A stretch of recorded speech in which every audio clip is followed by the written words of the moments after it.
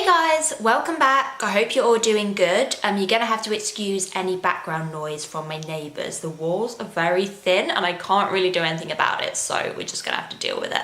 Today I'm going to be answering another one of your questions. A huge thank you to everyone that's been sending them in to me over on Instagram. It gives me so many good ideas for new videos, so I really appreciate it. I'm going to be covering a fairly big topic, which is how to photograph your cakes. Now, I feel like I spend half my time taking pictures of cakes, so I thought it's about time that I shared some of my top tips and tricks. Now, I think the most important thing when it comes to photography is lighting. Now, natural light is best, so choose a room or space that gets a lot of it, and if you can't, then put your product near to a window. Another trick, if you're struggling for light, is to use a reflector to bounce light back onto the cake. Now you can buy these pretty cheaply online, but to be honest, you don't even need to buy one. You can simply use a big piece of white card. Tip number 2 is to focus on the details. Now, if you follow me on Instagram, you'll probably have noticed that I take a lot of close-up shots. So I focus on one small area of the cake to emphasize some of the finer details. I think these are some of my favorite photos to take. Tip number 3 is to create a backdrop. You want something that isn't too cluttered. You have to remember that the main focus is on the cake, so keep it simple.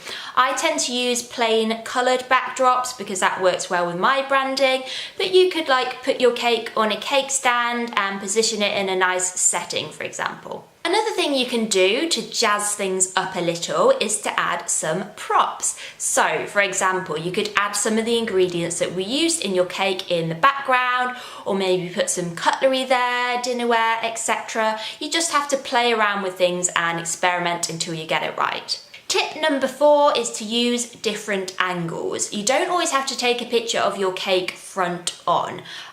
Front on, is that what I mean? I think you know what I mean, just taking a picture of the front of your cake.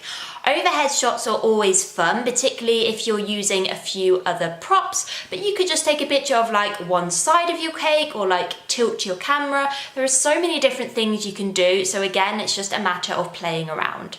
Tip number 5, if you're delivering your cake to a venue, such as for a wedding, take some photos at your home first. The thing is, when you're taking your cake elsewhere, you don't know what the setting's going to be like. You can't control the backdrop or the lighting or anything, so it's not really guaranteed that you're going to get a good photo. Whereas if you take some photos at home first, you can control all this.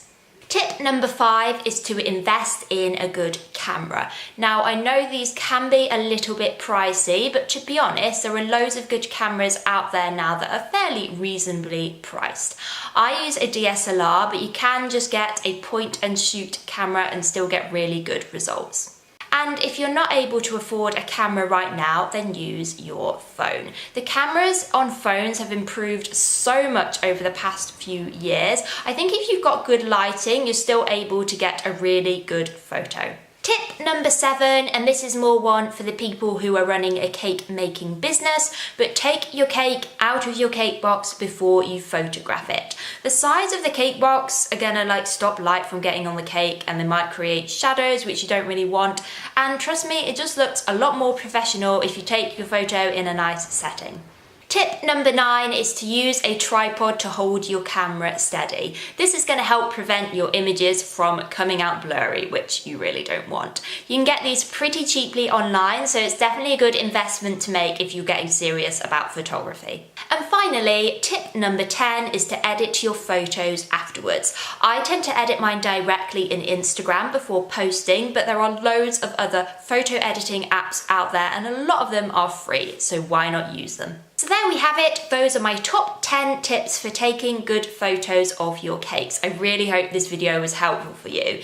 Remember, if you liked it, please give me a thumbs up and subscribe to my channel so I can make more content like this and continue to share my business journey with you for my little cake shop here in the UK. And if you have a baking or business related question of your own, please do pop it in the comments below and I will more than happily answer it for you. Thank you so much for watching and I'll see you next time, guys. Bye!